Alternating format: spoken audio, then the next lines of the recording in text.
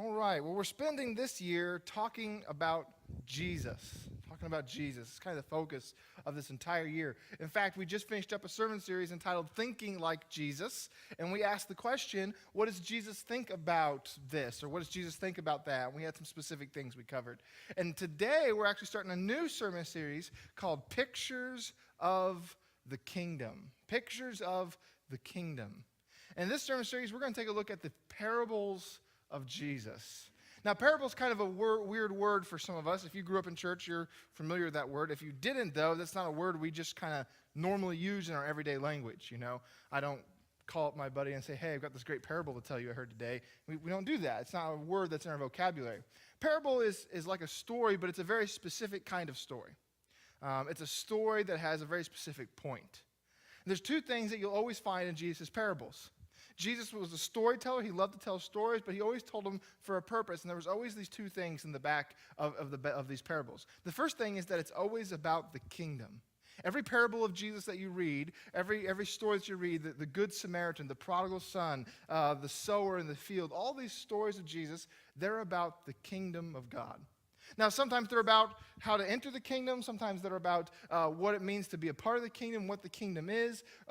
Sometimes it's about this is how we do things in the kingdom. But they're always about the kingdom of God. And the second thing that a parable is always about is it's always a challenge. And this is where we oftentimes get off track when it comes to parables. Because, see, we read it and we say, oh, the story of the Good Samaritan, one that we're all kind of familiar with. And this Samaritan sees this guy beat up on the road and he takes care of him. And you read that parable and you say, see, Jesus wants us to be nice. So be nice, to people, be kind to people. And that's not like a terrible message, but that is not the challenge of the parable of the Good Samaritan. And too often we come to these stories, and because they're stories, we kind of flufficize them. We kind of, this just wants us to be nice, or this. And we miss the fact that when Jesus told these parables, he wanted to challenge his audience. Challenge his audience to maybe a different way of thinking, or doing, or living, but there was a challenge in the parables of Jesus. Challenge in the parables of Jesus. In fact, the text that we're going to cover today in Luke chapter 14, starting in verse 25, this is one of the most challenging teachings of Jesus. This is one of the hardest teachings of Jesus that we will ever discuss in a church building. This is a teaching of Jesus that is not great, and he doesn't say it to be shocking, but this is one of the most challenging parables that Jesus ever tells. See, in our text today, Jesus is going to say that according to Jesus, there are Christians who will end up in hell. According to Jesus, there are Christians who will end up in hell. And I do not say that to be shocking, and he doesn't say it to be shocking. He says it because it's better to say that now than to just let people figure that out later. See, this is a very, very challenging text in Luke chapter 14.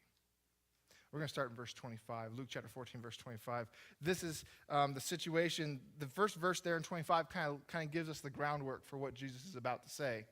It says this, a large crowd was following Jesus. He turned around and said to them, Jesus had just gotten done having dinner with another religious leader. And whenever two religious leaders got together for a meal, it was a very public event. Okay, you don't have TV or radio or internet back then. So what do? Well, this religious leader and this religious leader are having dinner. Let's go listen to what they say. It would be entertaining. It would be informative. And if it was someone like Jesus, it could be really entertaining because usually he said something controversial. Usually he said something that would get under the skin of the Pharisee that he was having dinner with. And so a lot of times crowds would go and listen to Jesus at dinner. And then after dinner, he would have a big group of people following him around. His popularity would go up. Jesus here has a huge, large audience, big group of people, large crowd following him around. And he does the exact opposite of what we would do. See, if we had a large crowd of people following us around, as Christians, we'd probably do everything we could to keep them there. We would tell them everything we could and do everything we could for them, and we wouldn't say anything. We would try to avoid saying anything that could offend anybody. And that's so often the case for us as Christians, and even in our churches, that we don't want to say anything that could possibly offend anybody. And so we do everything we can to keep the people here. And Jesus, strangely, not very tactically, it seems, turns around and does the exact opposite. Huge crowd, large crowd, lots of people around Jesus. And this is what Jesus says to them in verse 26. If you want to be my disciple, you must hate everyone else. Your father and mother, wife and children, brothers and sisters, yes, even your own life. Otherwise, you cannot be my disciple. In the New Living Translation, which is the one I used to preach from, it's good. I love it. It's a good translation and everything. But it adds in a couple words there where it says, you must hate everyone else by comparison. By comparison is not actually in the text, not actually in the Greek. It's kind of the idea of what Jesus is getting at, and we'll say that in a second. But when Jesus turned around, he said, if you want to follow me, you have to hate your family, or else you can't. You can't follow me. Now, again, this word hate doesn't have the same connotation as we think of it. We only have one word for emotions: hate, love, joy, fun, happy, sad. In the Greek world, they had multiple words for these emotions. Love had several different words. Okay, phileo, that was friendship love. That was a very emotional kind of love. Eros was a very romantic kind of love. Agape was a provisional kind of love. I'm taking care of you. It was an action word. This word for hate is miseo, which is not a feeling, but is an action. Jesus is not saying in your heart you need to feel hateful things towards your father or mother if you're going to follow me, or your son or daughter or your husband or wife if you're going to follow me. No, it's an action word. That if you're going to be my disciple, there are going to be times where what I'm asking you to do and what your family is asking you to do are going to be different. And you cannot do them both. See, we love to think that we could. We love to think, and Jesus wouldn't care. He wouldn't mind. It'd be okay. If ever there's a conflict between what my family wants of me and what Jesus wants of me, I will be able to do them both. But Jesus says, no. If you're going to follow me, I come first. But he doesn't stop there. I mean, you hope the next verse he says, okay, well, I've said that, now let me just tell you guys, love each other and be nice and kind. But no, he doesn't stop there. Verse 27, and if you do not carry your own cross and follow me, you cannot be my disciple. Convicted criminals who were sentenced to crucifixion, which crucifixion was the worst kind of execution you could have. There were different kinds of execution. Crucifixion was the worst. Convicted criminals sentenced to execution, they carried the cross they were going to be crucified on. There wasn't like a guy in the execution squad who did that. No. The convicted criminal carried the timber. And so Jesus says, if you're going to follow me, you got to hate your family and you got to even hate yourself. No one would choose to carry a cross, but if you're going to follow me, you're going to choose to carry a cross to die on. Because in your life, there are going to be times where what you want and what Jesus wants are different. And we want to be able to tell ourselves that we can do both, and we want to be able to tell ourselves that Jesus won't mind this one time. That this is what I want to do, and this is what Jesus is asking me to do, and I'm going to come up with all these reasons on why I don't have to do what Jesus is asking me to do this one time. I gave in church on Sunday, I did all these other things, I keep 95% of the rules, and so I'm going to do what I want to do. And Jesus warns us against thinking like that he says, if you want to follow me, I always come first. Always. Every situation, me first. That you have to die to yourself. It's kind of like this. Let's say you know Jesus wants you to be a missionary. You know that. You've had that calling. You've had that in your heart. Others have counseled you into this, that you know everything that you hear from God is telling you that Jesus wants you to be a missionary. He wants you to go and preach the gospel to people who have never heard about Jesus before. But your father is a very successful lawyer, and he's got a spot for you in his business, and you can fill that, and you can be a part of that, and that's kind of the plan for your life. That was a big deal for them. And you're going to have to make a choice of, do I want to do this? I mean, I can still be a Christian and be a lawyer, contrary to what many people might think. I can still be a Christian. I can be a Christian and do what dad wants, or I can be a Christian and do what mom wants, and I can be a Christian and follow the family plan. So I probably don't need to be a missionary. And we talk ourselves out of it, and what Jesus is saying is, no. If I am asking you to do something, and your family wants something else, you're going to have to do what is hateful to your family to say, no, sorry, Dad, sorry, Mom, I'm doing this. I'm doing this for Jesus. This is what he's asking me to do. And you know what? You might get lucky, and maybe Jesus is saying, I want you to be a missionary somewhere like Japan. Japan's nice, okay? They've got air conditioning and internet, and they've got technology. They've got a lot of technology, okay? It's nice there. But he might ask you to be a missionary somewhere where it's not nice. Somewhere where they don't have any of those niceties, where you're uncomfortable, maybe even somewhere that's dangerous. And you have to be willing to do what is hateful even to yourself to follow Jesus. And we get to texts like this, which there are a few of them, times where to us as Americans, Jesus sounds very un-Jesus-like. We get to a text like this, and we go, man, isn't it great that there are super Christians who can fulfill this text? Isn't it great that there are missionaries who are the level 30 Christian who can do this? I'm level 6. This is not for me. This is not for me. Mother Teresa, I'm so glad she did what she did. The people who go and then they give up, the language that they normally speak, the people they're normally around, and they go and tell the people about Jesus, that's great. People who open up shelters or do all these great things or are such big on service.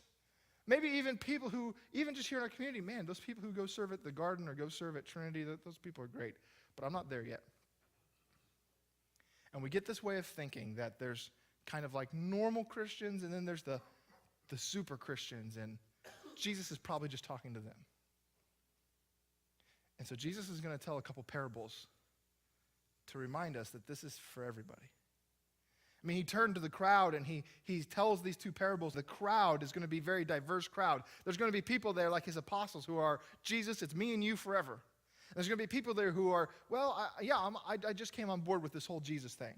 And there's going to be people there who are just interested, but they're not really committed yet. And to this very diverse crowd, Jesus makes sure that they understand that this is for everybody. So he tells a couple parables. Verse 28, he says, but don't begin until you count the cost. Don't start something until you realize what it's going to take. For who would begin construction of a building without first calculating the cost to see if there was enough money to finish it? Otherwise, you might complete only the foundation before running out of money, and then everyone would laugh at you. They would say, there's that person who started that building and couldn't afford to finish it. Or what king would go to war against another king without first sitting down with his counselors to discuss whether his army of 10,000 could defeat an army of 20,000 soldiers marching against him? And if he can't, he will send a delegation to discuss terms of peace while the enemy is still far away. Jesus tells a couple stories here, and the point of these parables is, if you are going to be a part of my kingdom, if you are going to be a follower of me, if you are going to be a disciple, if you are going to be a Christian, you need to know up front that it will require sacrifice. It will require times where you say, this is what I want, but Jesus wants this, and I have to not do what I want to do what he wants. It will require, and in fact, he ends on verse 33 by saying this. So you cannot become my disciple. You cannot become my disciple without giving up everything you own. Jesus isn't so concerned about your money or your home or your car as he is concerned about everything. You cannot follow me unless you give me everything. Another way to put it is Jesus says, you cannot become my disciple. You cannot follow me unless I own you. You cannot be my disciple unless I own you. And again, we're not used to saying this. This sounds very un-Jesus-like to us. And yet Jesus very specifically to a large group of people does the opposite of what we would do. We would make everyone feel comfortable and just kind of by osmosis, maybe they'll pick up this Jesus thing, but let's not drive them off. I'm sure all the disciples there, as soon as Jesus says this, they go, oh my gosh, Jesus. Okay, because Jesus turns to this big, diverse audience. And he says, you cannot be here. You should not be here right now unless you're willing to give up everything. See, this is what it means to be part of a kingdom. See, Christianity is not about a religion. Christianity is not about a religion. In a religion, you have checks, you have checklists, you have boxes you can check off. And I need to do this and this and this. In a religion, you have quota. I need to be at this many church services for it to count. I need to have prayed this much.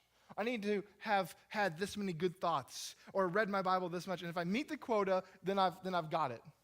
In a religion, I can do 95% of everything, and there's be 5% I don't really like, makes me uncomfortable, don't really agree with.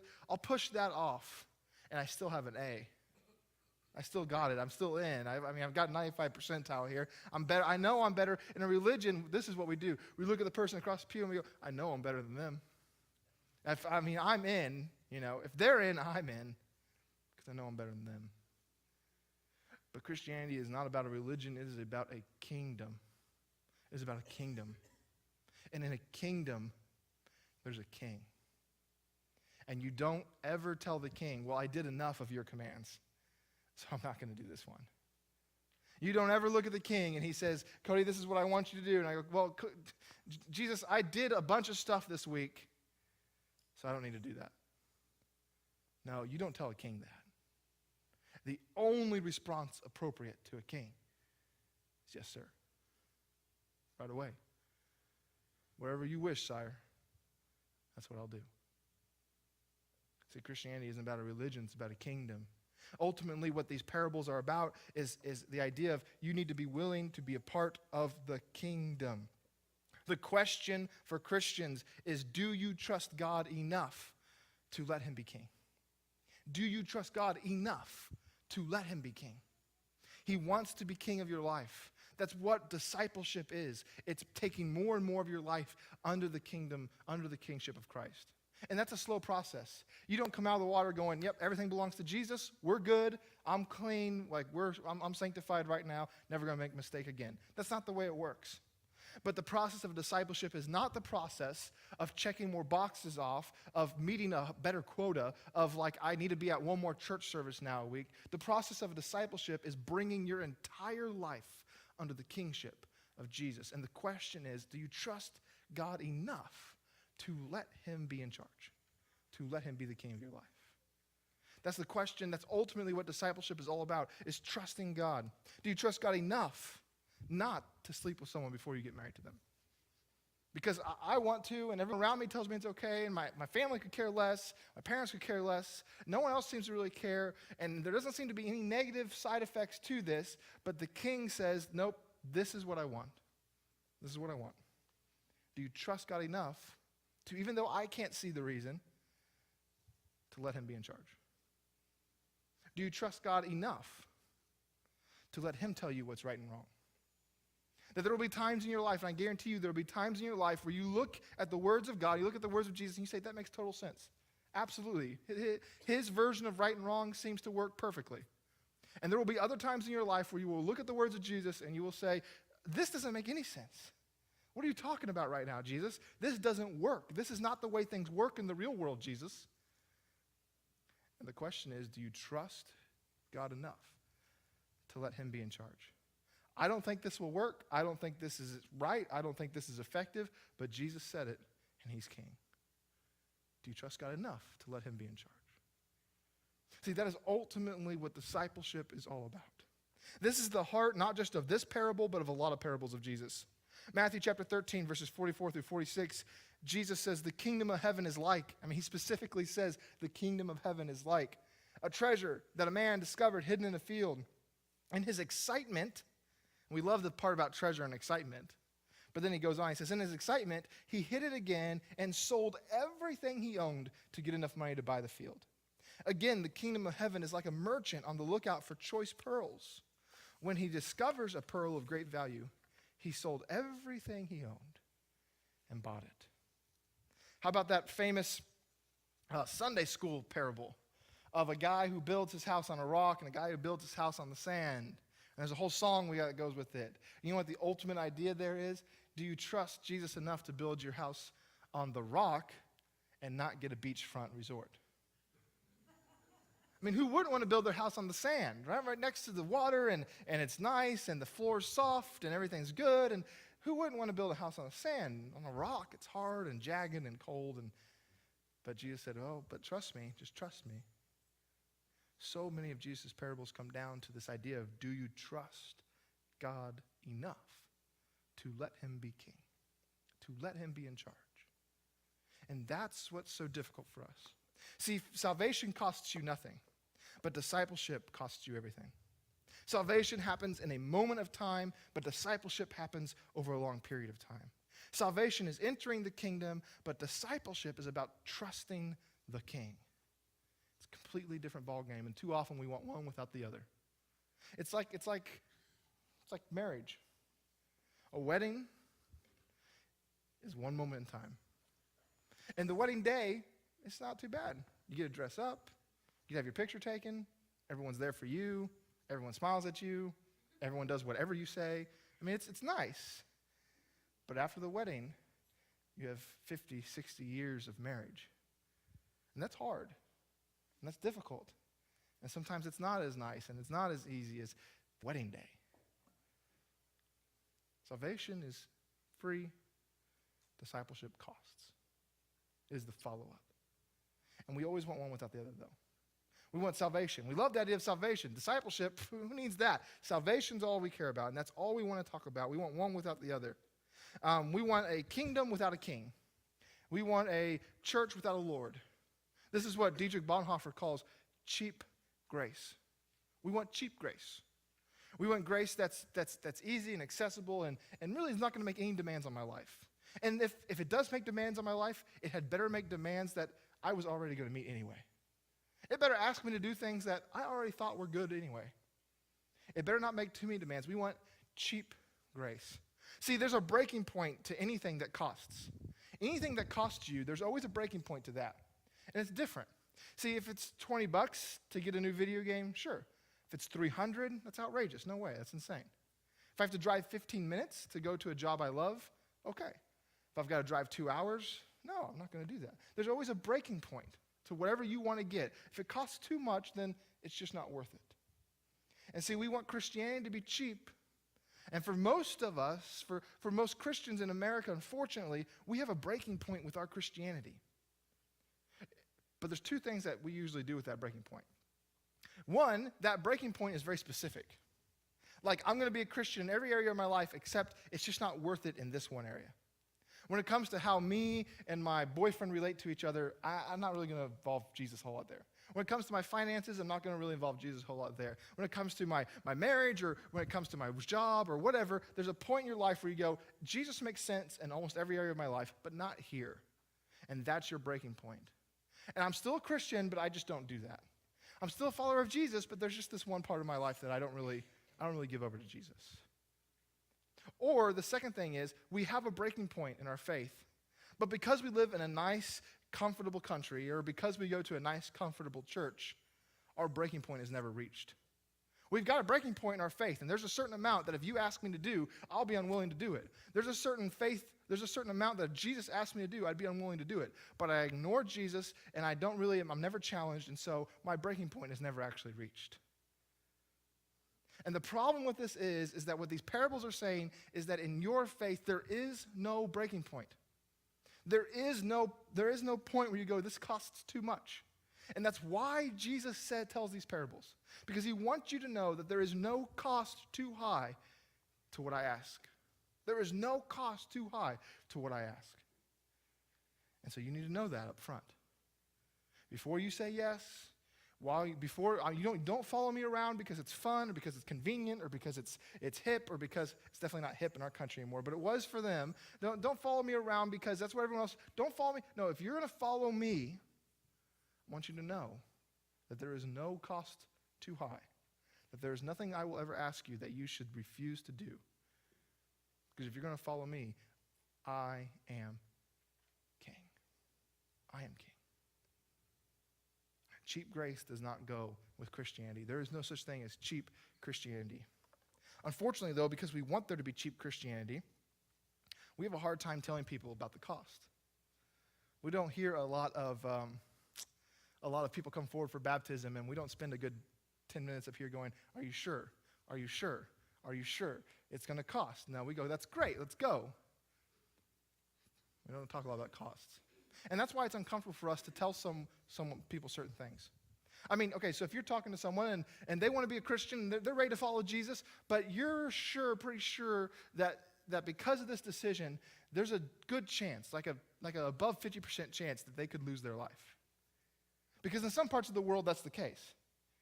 And so are we okay telling people, hey, it's worth it to be a Christian even if you end up dying next week? No, you should still do it. Yes. No, you should still be a Christian even if you're going to lose your life. That's hard for us to do. I mean, that seems uncomfortable. I mean, I think a lot of Christians, honestly, in America would be like, well, I don't know if I'd tell someone that. Because Christianity's cheap. We have a hard time telling people that, yes, no, being a Christian is worth it even if your family disowns you. Because in some parts of the world, that's true. Where if you become a Christian, they have a funeral for you, and you are no longer a part of the family. You do not call me father, do not call me mother. Your brothers and sisters have nothing to do with you. Your family is no longer a part of your life. They will not see you or interact with you. You're gone. But no, yeah, you should be a Christian, even if that's going to happen. Oh, man, we have a hard time doing that because we think grace is cheap. We feel really uncomfortable asking someone, hey, you know what, if you're going to follow Jesus, I'm sorry, but you're never going to be allowed to be married. If you have a certain sexual orientation, that's true. We think that's crazy. How could you ever ask someone to do that? Because following Jesus costs. It is not cheap. And it is not a side thing. Jesus is not the frosting on the cake of our life. He is not the sprinkles on top of the donut. He is not just a piece of something. He is not extra. He is not add-on. He is king. And as king, he tells us what to do. And if it's going to cost me my life, if it's going to cost me my family, if it's going to cost me my desires or what I want, then that's okay. Because he is king. Jesus, this is a very hard text that Jesus has. One of the hardest parables we're going to talk about. When we cheapen our faith, everything else falls apart. When we cheapen our faith, we become a feel-good club. When we cheapen our faith, we're no longer a church. We're just a nice group of people. I mean, for the most part, you guys are a nice group of people, okay? And when we cheapen our faith, that's all we are. And that's not like a horrible thing. It's not like, I wish there were less nice groups of people in the world, but we're just not a church anymore. Cheap faith accomplishes nothing. It doesn't have the power to change your life. There are so many Christians in our country who do not have a relationship with Jesus, and they don't know what it's like, and they wonder why they've never had this life-changing moment with Jesus. And a big part of the problem, part of it could be their expectations, but a big part of the problem is they haven't given everything to Jesus. I've come to church every Sunday for 6 years now. Never really felt Jesus. Well, that's because all you do is go to church. And Jesus is a part of your life for 2 hours on one day of the week. But he is not your king. When we cheapen our faith, everything just falls apart. Jesus came not to be an add-on to your life, but he came to be king of the world. The good news is that you can be a part of the good king's kingdom, but it is his kingdom, and he is the king. Let the story today challenge you. The point of the parable is to challenge. So what's your relationship with God? Where are you at with God right now? Don't take this story and say, well, see, Jesus just wants us to be nice, because that's not what Jesus did. There was a big crowd following him, and he said, I need you to understand something. If you're going to follow me, I'm king. Where are you at with God this morning? What is the parable saying to you about your faith? Let the parable challenge you, because that's what Jesus meant it for. A challenge for me, a challenge for us, a challenge for church and community and for you individually and me individually. Where am I at with God? Jesus wants you to join his kingdom. However, he wants you to be a better you, which means you have to let him lead no matter what. He is king. I am not. He is Lord. I am not. Let's pray. God, we love you. We just pray that we have the strength to realize that you are the king. And God, that is good news. That is incredible news. I mean, that is the gospel, that the king is good, that the king loves us. But God, let us never forget that you are a king.